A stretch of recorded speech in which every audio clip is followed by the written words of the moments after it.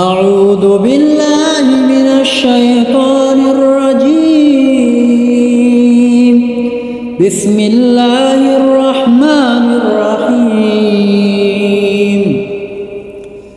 وأن المساجد لله فلا تدعوا مع الله أحدا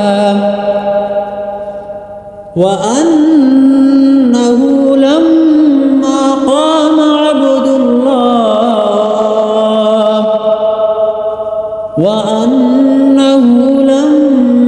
قام عبد الله يدعوه كادوا يكونون عليه لبدا.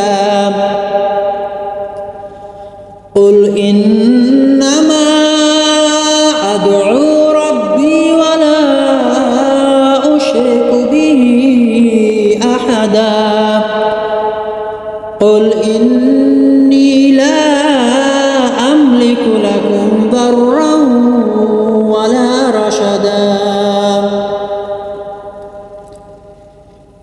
قل إني لن يجيرني من الله أحد ولن أجد من دونه ملتحدا إلا بلاغا من الله ورسالاته ومن يعص الله ورسوله فإن له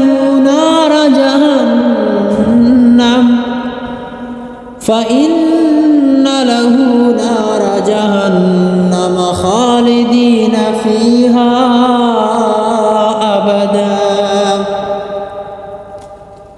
حتى إذا رأوا ما يوعدون فسيعلمون من أضعف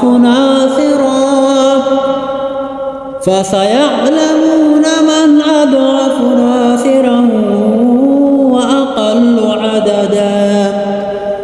قل إن أدري أقريب ما توعدون أم يجعل له ربي أمدا. عالم الغيب فلا يظهر على غيبه أحدا إلا من ارتضى من رسول فإنه يسلك من